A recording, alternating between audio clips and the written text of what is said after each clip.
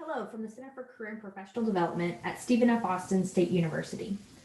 Throughout our working lives, most of us will have many different jobs, and according to the Bureau of Labor and Statistics, the average worker currently holds 10 different jobs before the age of 40, and this number is projected to grow, each requiring a different level of skills.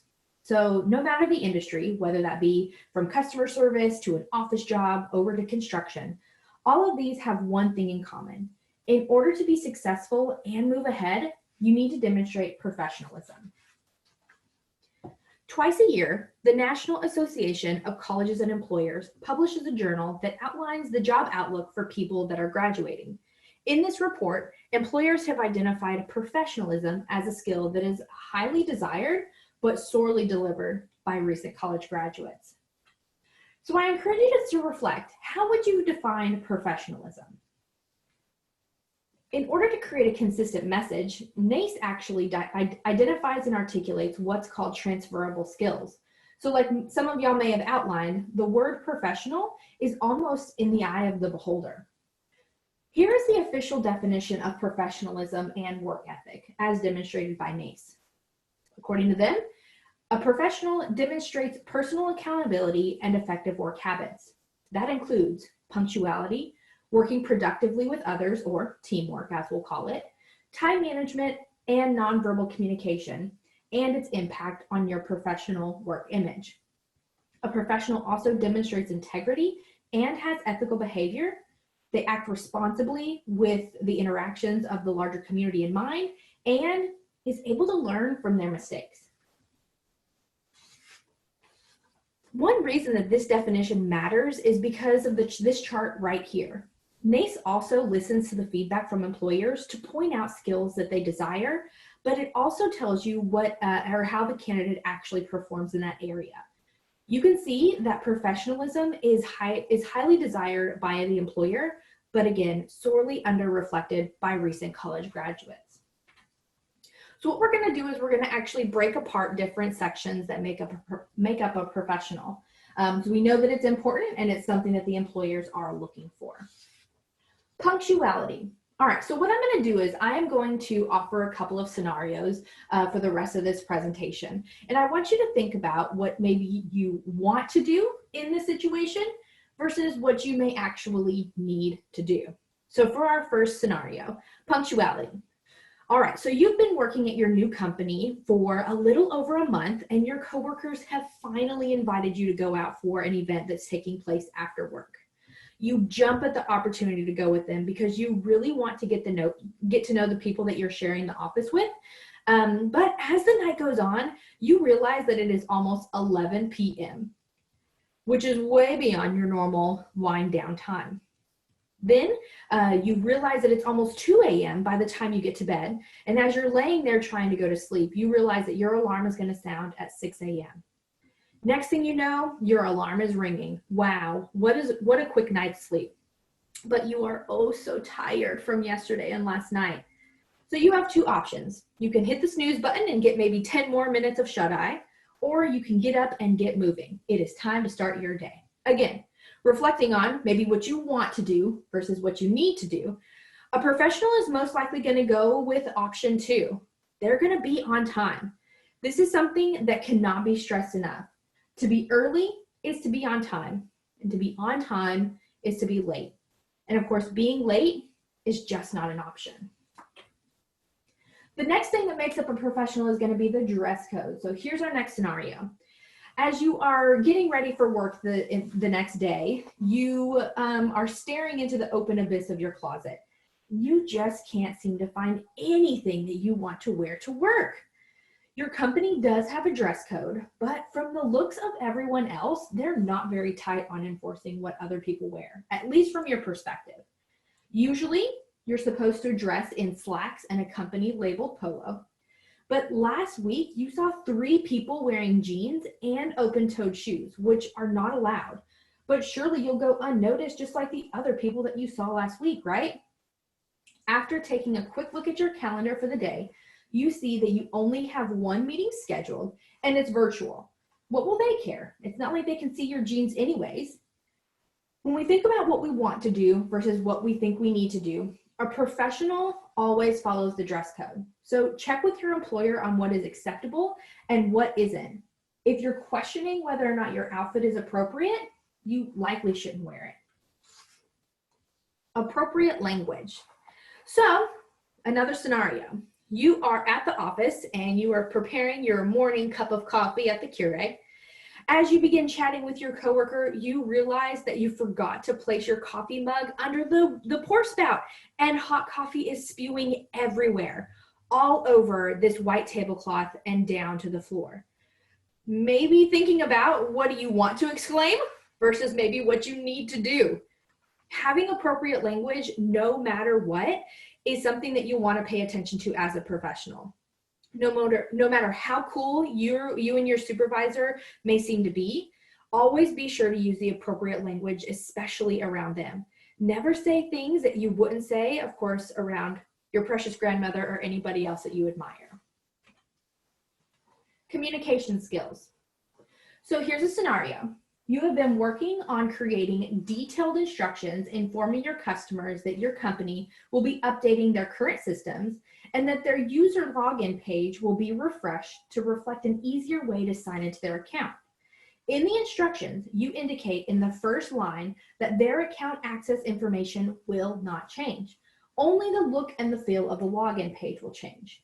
Your instructions also include that the website may be offline starting at 2 a.m. this Sunday and will be fully functional and restored by 5 a.m. that same morning. You send these instructions via email to all of your account holders, and within 5 minutes, sure enough, you have a response.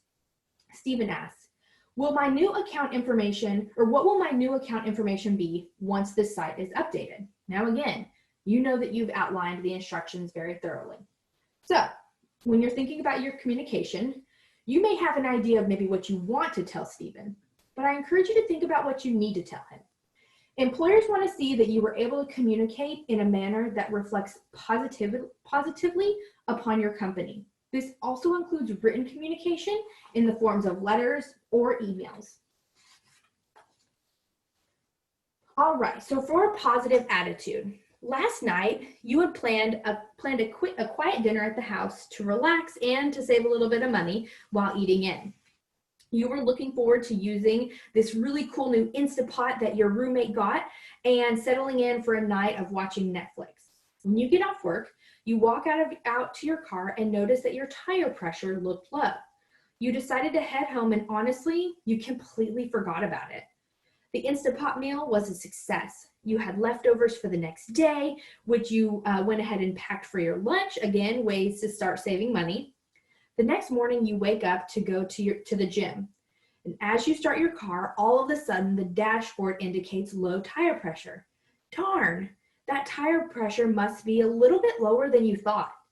When you take a look at the tire, it is completely flat. You head back inside and ask your roommate to borrow their tire pump. After your new workout of filling up your tire, you head in and get ready for work. You have just enough tire pressure to make it to the tire shop, who you know will drive you to work once they fix your tire. Luckily, you make it to work in time and settle in for a productive day at work. Surely the tire cost will only set you back about $15. As you work away, you check your phone and see that you have a missed call from the tire shop, so you head into the break room to give them a call. Bad news. The tire is done for. They are unable to fix the flat because of where the hole is, so you need to purchase a brand new tire, which will set you back about $150, a little bit more than the $15 that you had anticipated. Again, when we think about having a positive attitude, you may think what you want to do, right? Versus what you need to do. And remember, you're at work, a place of business. So having a positive attitude is, of course, an attempt to leave your negative feelings at the door when you come to work, which we all know is easier said than done. Attempt to find the positives in your day. And think about it. Identify one friend that you believe is positive influence on you, and a friend that maybe is a negative influence. Also, I encourage you to think about how maybe you should handle these relationships and the impact that they may have on you as a professional. Let's let's move into attentiveness. Again, these are all different areas that make up a professional. So here's our scenario for attentiveness. Going back to the coffee experience this morning, remember when you spilled coffee all over the place because your cup wasn't under the Keurig? When you informed the administrative assistant that you had accidentally spilled coffee on the white tablecloth, he told you that it wasn't a problem and that the company laundry service would be by later that afternoon and he would let them know. When the laundry service arrived later that afternoon, a coworker happened to be walking by and saw them about to leave. The administrative assistant was on the phone and 2 people were in the lobby, and the laundry service didn't appear to have grabbed the white tablecloth. Of course, the coworker has no idea whether or not the administrative assistant was able to tell the laundry service that this tablecloth needed to be replaced. In this situation, especially in the industry where you will be consistently dealing with customers, attentiveness is vital. So acknowledging your customers and making sure that you are listening to them is so very important. But also, your coworkers can be considered customers as well. So in this situation, having this person help the administrative assistant out by making sure that the laundry service is being told about the tablecloth is a great way that you can be attentive to your office needs and to your coworkers. Having good judgment. So I encourage you to think about this situation. How would you handle if you saw two coworkers arguing in front of a customer? More importantly, arguing about something that's related or unrelated to the office.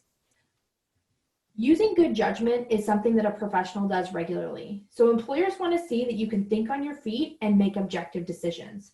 Perhaps in this scenario, it'd be best to politely interrupt the two and ask them to take their discussion someplace else. Of course, in a professional way.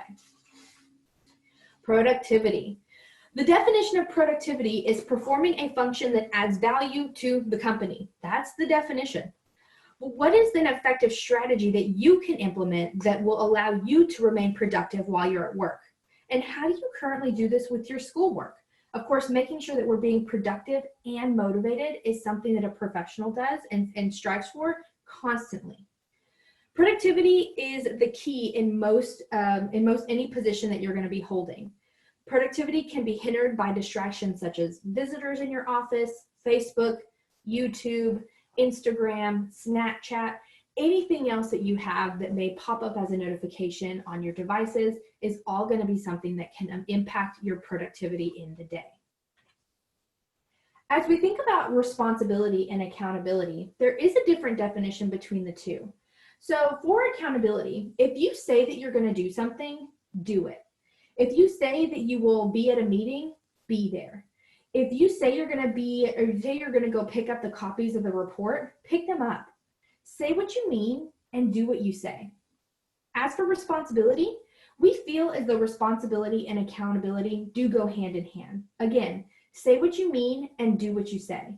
If something goes wrong and it's on your shoulders, own up to it and don't push that off on somebody else. I want you to think about these situations in a work setting. If the copier is jammed, what should you do? And if the break room kitchen is dirty, what should you do? And if the office is attending a work function, what should you do?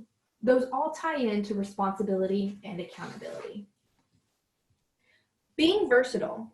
So being versatile means being able to adapt to changes, big and small. And it's very important in the job. Not all things are going to run smoothly, and backup plans will be necessary. But as long as you stay flexible and versatile, transitions will be a lot simpler. The person that hires you may not always be your boss. Your company will not always have the same software. Changes will always be on the horizon. What are some ways that you can ensure your versatility?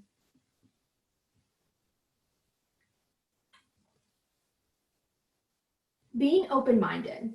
Again, one of the key elements that support what a professional actually does. And I've got another scenario here for you. Your office is working on a collaborative project that involves other departments on site. After each weekly meeting, your team members complain the entire way back to the office about this new project and how they do not see why they should be told to work with this other department on the project. They can fix and complete the project without the other people much faster. You, on the other hand, feel excited about the opportunity to work with other people in the company. You are new to the team, but you can see how this could really build a great partnership with the other department, but clearly others do not. Open-mindedness, especially when working with customers, open-mindedness is absolutely important. Are you ever going to see eye to eye with everyone? Absolutely not. But as a professional, you can interact with individuals that do not have congruent beliefs and values as you, but you can still accomplish the task at hand. Last thing I want to chat about is the ability to collaborate. So the ability to collaborate. Employers like to know that you can work well with others. Remember, you are all going to have to play in the sandbox, so make sure you have a good relationship with your coworkers. Being able to work both alone and to be able to collaborate on a team is a very marketable skill. I encourage you to think about 2 of the most important characteristics that you want to see in a team member and explain how these characteristics contributed to the success of the project. As we kind of wrap up what makes up professionalism, I encourage us to think about the multi-generational workforce that we are all working in. Most offices have a mix of baby boomers, Gen Xers, millennials, Gen Yers, and now Generation Z, all working together, which has brought about some generational differences in education, upbringing, social norms, and values that can create gaps and lead to a misunderstanding or conflicts at times. In reality, a variety of perspectives in the workplace can actually benefit and strengthen an organization. Learning how to bridge these generational, cultural, and other diversity gaps is essential for your overall professionalism. So, what do you think the older generation thinks of the younger generation? More importantly, probably you. You may have heard the words lazy, entitled, too casual, maybe a lack of loyalty or respect, need constant feedback, maybe unrealistic, maybe you're expected to go right to the top right away, maybe you lack punctuality, maybe the younger generation doesn't have the ability to dress for the position. But I also encourage you to step back and think, what does your generation think of the older generation? Sometimes the word inflexible, slow, set to their ways, technologically incompetent. Some of those terms may have been shared amongst your peers. Do you think that both of these ideas are always true? I encourage y'all to be mindful of different stereotypes, so how you manage the cultural divide in a professional manner. I encourage you to look past those stereotypes and find a common ground. Learn from each other and acknowledge and appreciate the differences between every generation. More importantly, promote intergenerational discussions so that everybody can be on the same page and learn more from each other. On this slide, you'll see a quick snapshot of 10 things that require zero talent. When we think about standing out as an above average employee, I encourage y'all to know that your degree and your technical skills will land you the job, but your work ethic will advance you. Work ethic is much more than simply showing up to your job and completing the assignments. It oftentimes is coupled with being a professional. So once you've landed your dream job, we're going to discuss a few ways how you cannot get fired for the most part. Okay, first and foremost, do not talk poorly of your coworkers, your company, your manager, or your job on social media or through word of mouth. No matter the size of the company, people will talk, and the wrong person will most likely find out what you said. Do not discuss your lack of motivation or other less than desirable behaviors while at work. Don't post anything on social media that you wouldn't want everyone to know about. Remember, once you post it online, consider it permanent. So if you lie to your boss about an emergency, but you really went to a party instead, that could result in termination, not to mention a tarnished reputation. Professionalism and the benefits in the classroom. When we think about how you can start putting professional into practice now, know that students should consider the classroom as their first introduction to professionalism. Being a student is your very first real job, so beginning to build your professionalism now is very important. The classroom offers ample opportunity to build professional skills, including presentations, guest speakers, and the ability to interact with professionals from the local community. Also, professionalism in the classroom could lead to the other opportunities if you put in the extra effort and give a good first impression. These opportunities could include letters of recommendation from your professor. So choose to network nicely. Professors know a lot of people, so if you impress, perhaps you can get a job referral. A personal referral increases your chance of getting hired to 1 in 10 instead of 1 in 300 from a large search engine, which are very much better odds. Remember that these are just a few things that encompasses what a professional is at work and what employers are looking for in an employee. So things like punctuality, dress code, appropriate language and communication skills, having a positive attitude and remaining attentive, using good judgment and remaining productive, taking responsibility and accountability for what you're doing, being versatile, remaining open-minded, and communicating and the ability to collaborate with others or teamwork. Again, these are all areas that tend to make up what a professional is. Here in the Center for Career and Professional Development, we have 4 full-time team members, 2 graduate assistants, and several student career advocates that are here to help you as you transition through your career development here at Stephen F. Austin State University. Thank you so much for watching this presentation, and Axum Jacks.